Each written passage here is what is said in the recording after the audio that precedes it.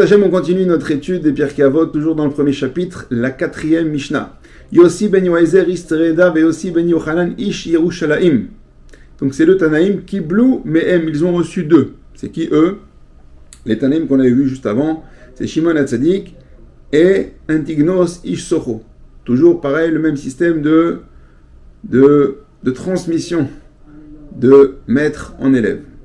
Alors qu'est-ce qu'ils ont dit? Yossi ben Yoézer Istreda Omer nous dit comme ça: que ta maison soit un lieu de résidence lorsque les Chachamim voudront se rassembler. Qu'est-ce que ça veut dire?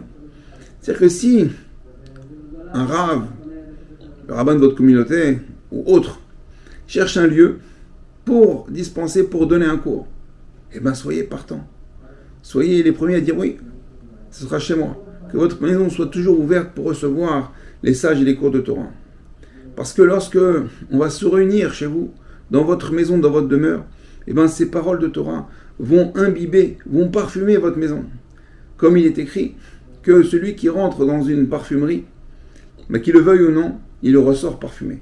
De même que lorsque les Chachamim vont se réunir chez vous dans votre maison et parler de paroles de Torah, eh bien votre maison sera automatiquement parfumée, imbibée de paroles de Torah, et donc votre maison sera un clé, un réceptacle de bracha. Il disait encore: Ve'eve mitabek be'afar raglehem. Colle-toi à la poussière de leurs pieds. Alors qu'est-ce que ça veut dire?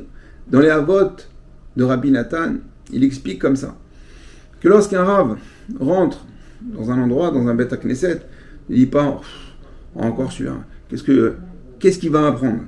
Qu'est-ce que je peux apprendre de lui encore? Non, au contraire, va de l'avant, va vers lui, écoute-le, serre-le s'il faut le servir. Un café, un thé, va lui poser des questions, regarde comment il agit, ce qu'il dit, comment il parle. Colle-toi à lui, collons-nous au Chachamim, comme ça on va apprendre et automatiquement, comme on l'a vu avec les Chachamim qui se réunissent dans notre maison, lorsqu'on se colle à un Talmid Chacham, à un sage, automatiquement, nous aussi on se parfume, on s'imbibe de la Torah qu'il dégage. Et il termine et il dit comme ça: Ve'eve shote betsama et divrem, et bois avec soif leurs paroles, les paroles des sages. Il est écrit dans la Gemara, Maseret Brachot, page 44, et la halacha est fixée ainsi, que celui qui veut boire de l'eau, alors s'il a soif, il fait la bracha, chez Akol Yavidvaro. Et s'il n'a pas soif, il doit boire de l'eau parce qu'il doit avaler un médicament, ou parce qu'il a mangé quelque chose de piquant, il a un mauvais goût dans la bouche. Donc pour faire passer la pilule, ou pour faire passer le goût, il doit boire de l'eau. Donc dans ce cas-là, il ne fait pas de bracha. On sait que plusieurs fois, dans le Shas et dans les autres textes, que la Torah est comparée à l'eau. En ma'im et la Torah.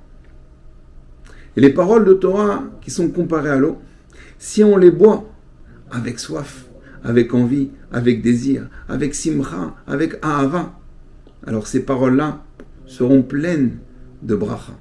Ces paroles-là auront un effet. On recevra le shefa, l'abondance de toutes les brachot qui sont écrites dans la Torah au sujet de l'étude de la Torah. Mais si malheureusement on écoute et on boit ces paroles de Torah parce qu'on est là malgré nous, parce que ce cours est une prise d'otage entre Mincha et Arvit, ou bien le discours du Rav le vendredi soir, on est là, une askara, bref, on est là mais on ne veut pas écouter. Ça nous prend la tête. Alors malheureusement, cette eau-là n'aura pas de goût, elle sera bue malgré nous et on ne recevra pas la Torah. On ne recevra pas les brachot promises pour celui qui étudie la Torah. Alors Bezrat Hashem, on récapitule ce qu'il nous a dit Yossi ben Yoézer, que ta maison soit un lieu de résidence pour recevoir les Talmidei Chachamim. Lorsque tu vois un Talmid Chacham, colle-toi à la poussière de ses pieds, colle-toi, va vers lui, apprends de lui et buvons toutes les paroles de nos sages avec soif pour recevoir les plus grandes brachot. Bon travail, à très bientôt. Kol Tov.